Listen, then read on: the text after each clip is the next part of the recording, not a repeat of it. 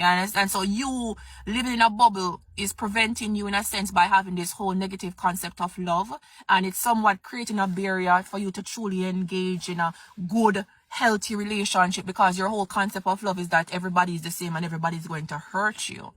And you now have to evaluate your trauma, what happened in your life that now brought you to this concept that everybody will hurt you and everybody will treat you bad. And when you start work for yourself and you start unpack your baggage, it gets easier, because if people hurt you, so what? Them hurting you is not a direct target at you, but it has everything to do with them. If you're coming in my life and you're choosing to hurt and abuse me, then that says more about you than it does about me.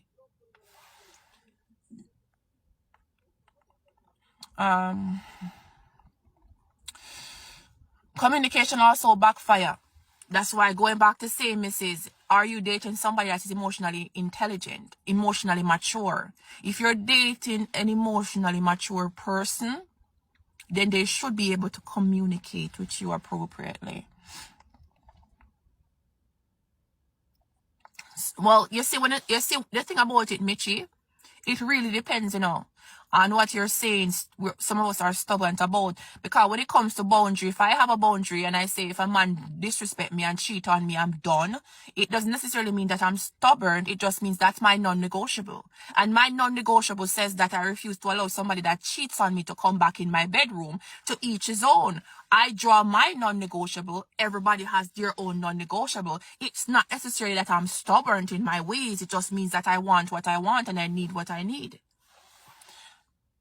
So compromise, it really depends on what I'm compromising on.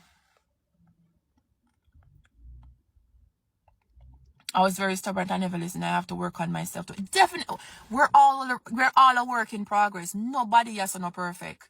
Not even me when I talk to you up on the phone screen. Me not perfect. But being aware of it helps. When you're aware of your flaws and you're working on it, you're consciously working on it to become better. I'm not working on my flaws because of my partner.